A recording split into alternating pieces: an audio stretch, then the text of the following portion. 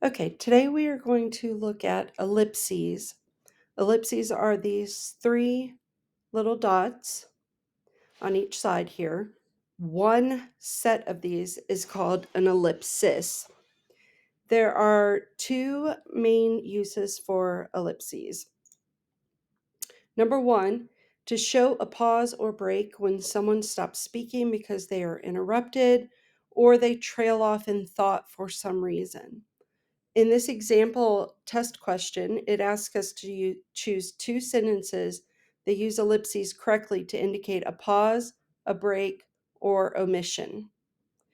So when you read these sentences and you come up to an ellipsis, you need to break your reading so that you can hear that pause, and that will help you to determine if it's in the right place or not. So let's look at the first one. At the store, I want to buy some eggs. We ran out this morning when we made that broccoli quiche, she said.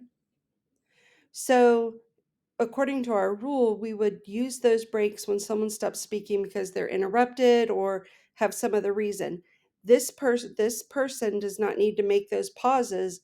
A regular period or comma would work in those situations. That just makes it a very choppy sentence or thought. The second one, I didn't realize how the boy mumbled, trailing off as his mother began to scold him for arriving home so late. So in this sentence, he's interrupted, he's grumbling, mumbling, and his mom starts to yell at him, and he stops whatever he was saying. So this is an example where the ellipses is used to show a pause or break in someone's thought or speech.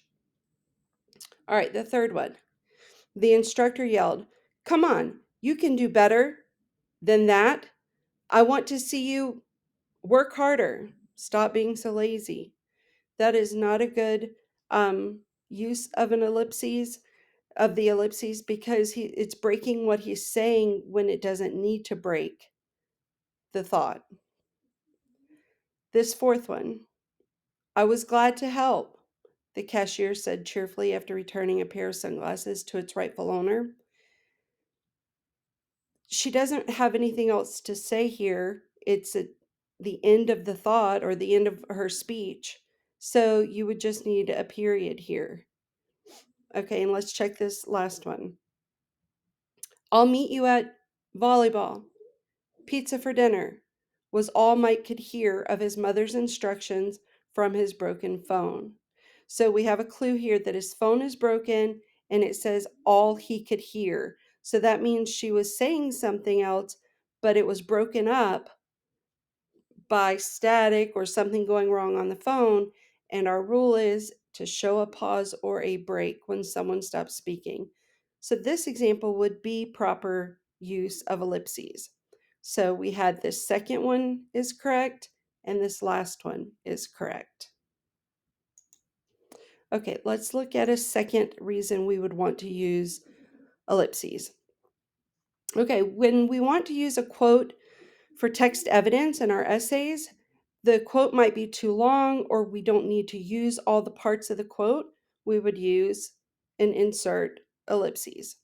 In order to correctly take part of the quote out, we use ellipses to show the reader that there was more to the quote, but we aren't using what was there.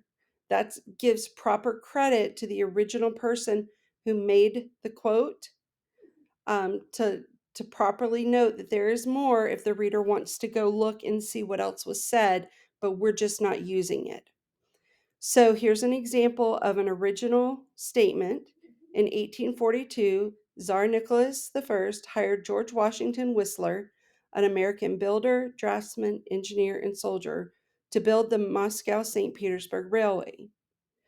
In our quote that we're going to use in our evidence, we just want the main part of that sentence. So we put in 1842, Tsar Nicholas I hired George Washington Whistler to build the Moscow St. Petersburg Railway. We've cut our quote down and we've taken out this extra information in the middle with those dashes that we learned about. We took that out and we put an ellipsis in there to show that there's other information that wasn't critical to our statement here. And so this one is properly punctuated. Now, I want you to note that for this type of ellipsis, the question will most likely use the phrase to indicate an omission. An omission means when you take a piece of the sentence away because it's not needed. The sentence that remains must still make sense, and the key important details in the sentence must still be there. All right, so now let's look. Some of our questions are going to ask us, was an ellipsis used correctly? So here are two things you can do to determine if the ellipsis was used correctly. One, check to make sure your new sentence that you create or that was created still means the same thing as the original. Okay, let's look at this example.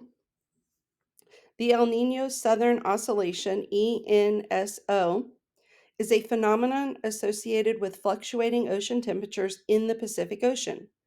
The warm phase of the cycle results in increased precipitation across the southern United States. So the sample that they're giving us, and they want us to say if it was correct, if it was correctly used, the ellipsis was correctly used.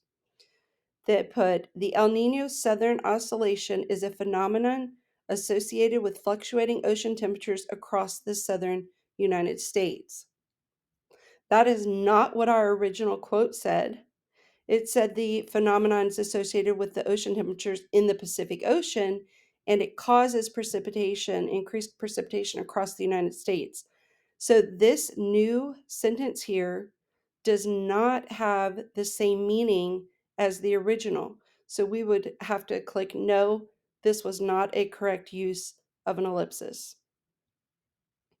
The second thing you can do to determine if the ellipsis was used correctly is check to make sure that what is left when you have your new sentence, that it makes sense without that information in it.